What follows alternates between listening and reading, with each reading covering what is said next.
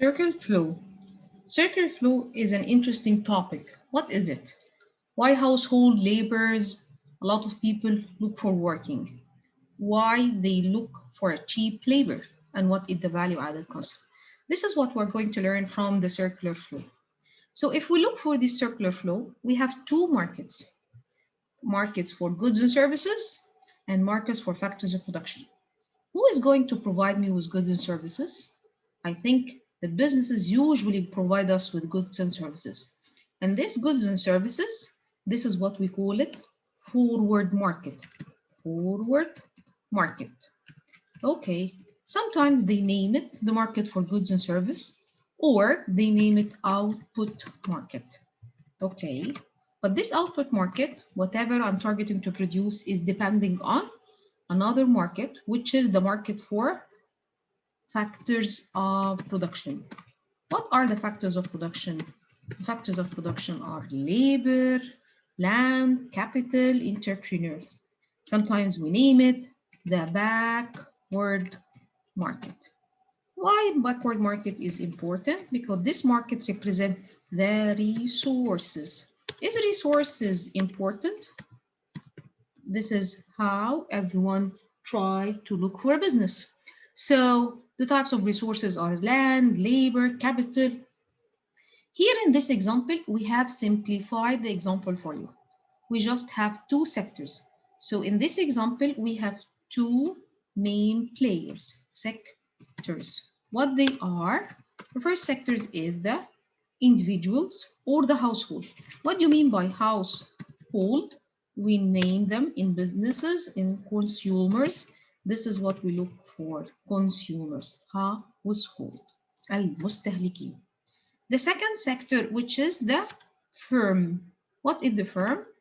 In simple terms, it is businesses, the second sector. And businesses. What are our businesses? This is the second sector that we look for, or we name it firms. Which, let's say, for example, I'm producing a textile factory and I am looking for labor. So let's start. So we have in a place, in a country X, let's say, for example, some of the human resources that we are looking for, labor. These individuals is targeting to work in a business. So they will be an inputs. And inputs, so will be the inputs that I have to be working inside the business. So this is the label, the green line. And the people here working inside the businesses, so here they are going to give me goods and services, let's say in terms of textile, t-shirts, for example. So the things that the businesses usually look for is the cost and benefit. How much is the cost here? The cost here is representing, for simplicity, the wages. And this is what we call it, the cost. Why we have this cost? Because this is the inputs that we have. This is the input we have. So this input are going to be inside the businesses and then to have a product, and this product in terms of goods and service, the t-shirt. But how we can see it in the market? We can see it in the market terms of price. So usually the price is representing the cost plus the markup. What do you mean the markup? The extra benefit, which is the cost plus the markup.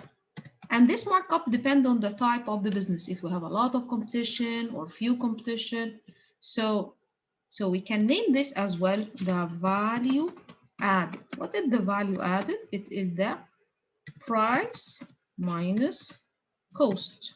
And this can be creating a value added. This value added is reflecting in what we call it profit. And this profit will keep the businesses working and looking for more money. So let's revise it again. So we have household that they spend all their incomes on buying goods and service. So I will be a laborer that working in a business to produce goods and service. And in return for working, I will receive my income. And here as well, when the business pay for the individual their wages, then will be representing the expenses that the businesses have. So let's look for the graph in a bigger picture. So I have firms, and the firms here looking for, the firms usually is looking and having an objective, and this objective is representing goal of the firm. It is maximize the profit. Okay, and as well minimize the cost. So they are looking for the very efficient labor with the minimum cost. So what is the purpose of the goals of the household? They want to have the cheapest or the minimum price for the goods and service, and this is exist when we have a lot of markets and they are competing together. What else? They want to work and have in return the wages they have, or maybe if they give them a land in the terms of rent, they can have the rate of return, which is the rent here. So let's start by looking for this diagram. So households, it can representing land, labor, capital, and entrepreneur. And this is the simplest model. We have a market where we have goods and services, and these goods and services, we name it the product market, where we produce goods or service. And this is what we call it as well, output market. Perfect. Then, if we go for the resources, this is called it the input market. Input market. So what is the input market? So this will be the key for the explanation. So I will have here household, and these household, they are representing the resources. And this is the resources that we can have it in an economy that can be represented either land, labor, and capital. These resources, or these people who are working in a business, they will work inside the firms for the purpose of having income. So if I have here these resources, in return, then these household that represent the available resource in the market, which are the supply of resources. Okay. And in return, this is the available resources that we're going to have an outflow. So they will be input in the or supplied in the market, and this supplied in the market will go for inside the firms, and when they go inside the firms, they work, and in the terms of factors of production,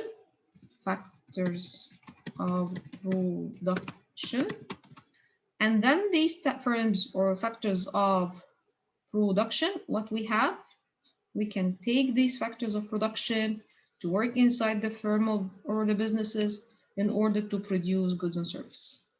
So here they are representing the input, and these inputs can provide me with goods and services, and these goods and services are going to be supplied once more to the household. Nothing for free. What I mean, these resources that we use it are waiting for return. What is the return of the household? So I am input here. What will be the output? So I am the input here.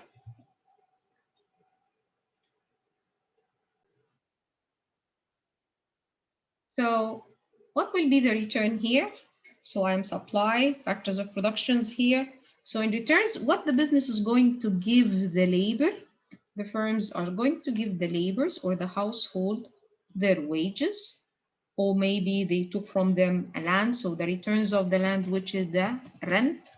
Or let's say, for example, if they are having capital, which will be the money that they have it or they save it in the form of interest. So this is the rate of return, and this can be here in the terms of inputs.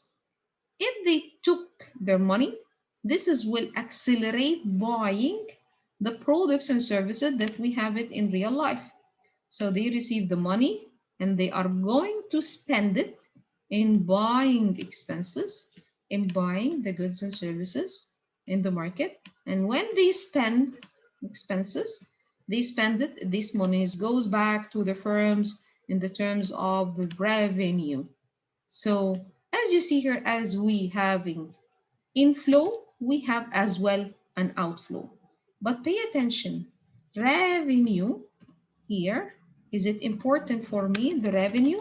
The revenue is important, which is the return, because when I look for this revenue, which is the sales, let's say, it is important for me that the prices that I have it will be higher than the cost in order to maximize the benefit I have it and I achieve a profit. And this is work for the goal of the firm. But if I look for the household, sure, the effort that I'm spending inside the companies must be rewarded by the wages. So this is explained the circular flow. So this is a very simple circular flow where we have only two sectors. Do we have this only two sectors in reality? I think no, we have more and more. Let's explain a little bit. So if we look for the big picture, I have household sector and I have a business sector. And I am, as a household, for sure I'm working in the household sector, working in the business sector. In return, I will receive an income. And in return for receiving my income from the businesses, I will spend. So if my income, for example, let's say, if my income, I will write it here. If my income is 1,000, and this 1,000, I take part of it for spending and the rest for saving.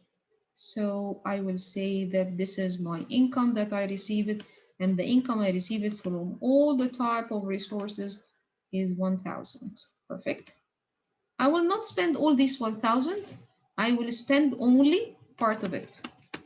I will spend part of it. So this is the 1,000, and I will spend only 600. Perfect. This is my consumption. Okay. Where the rest is going to be?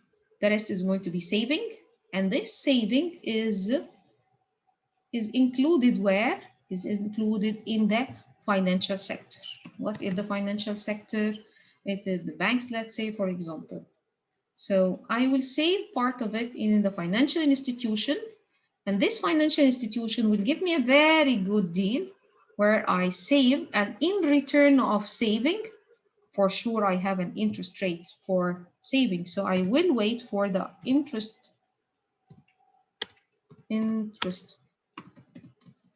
rate. This is the return for me.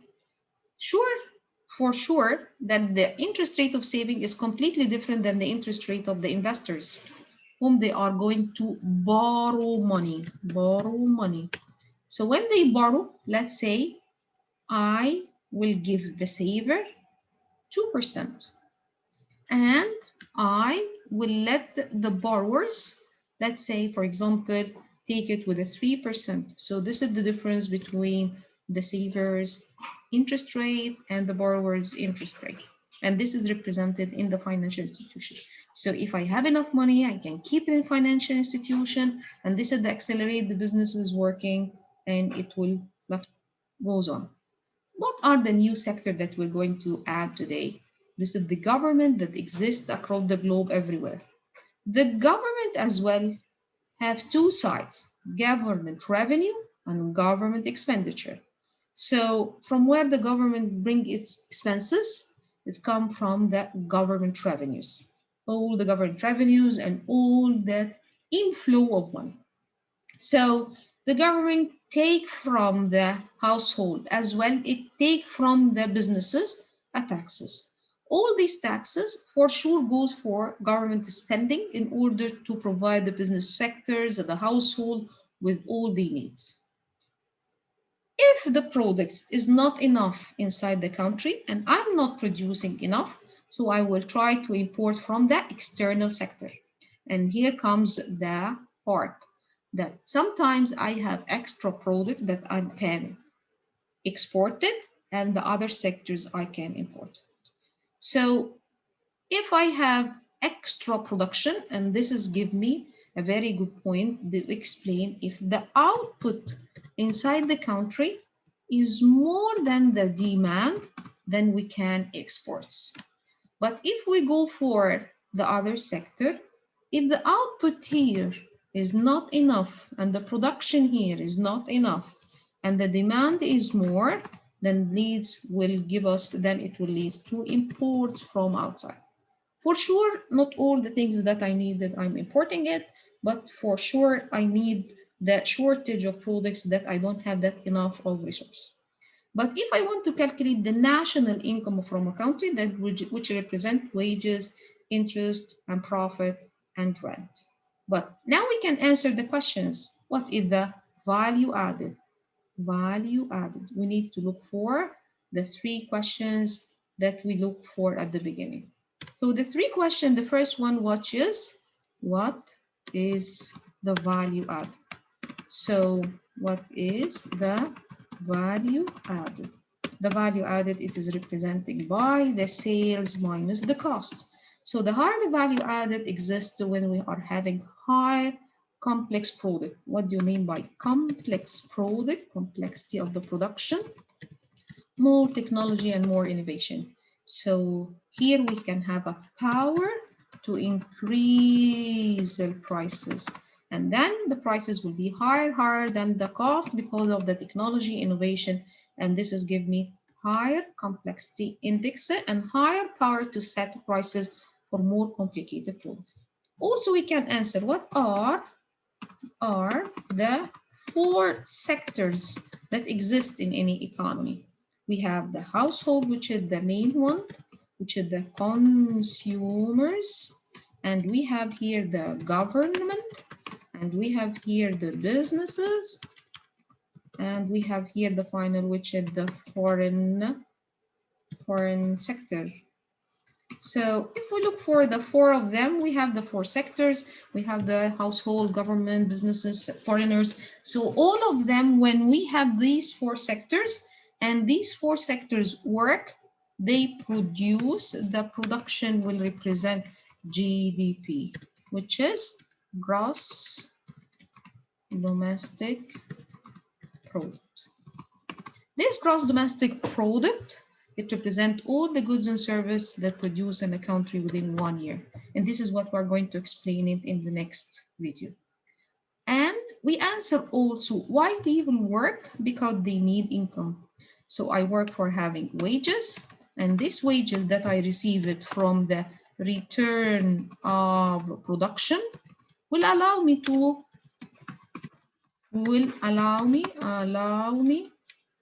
or help me to buy all what I need, But if I don't have enough income, this will reflect negatively on my capacity to buy goods and services, which means that the income is not enough to my consumption.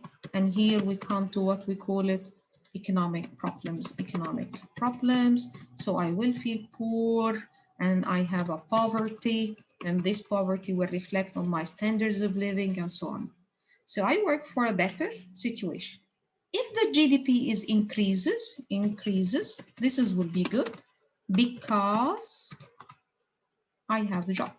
I will have a job.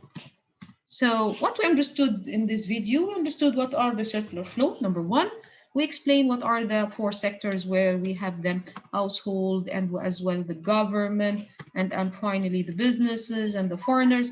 And this is what represent the four sectors that work in any economy. Also, we go for the wages, and these wages represent the returns that we receive from production.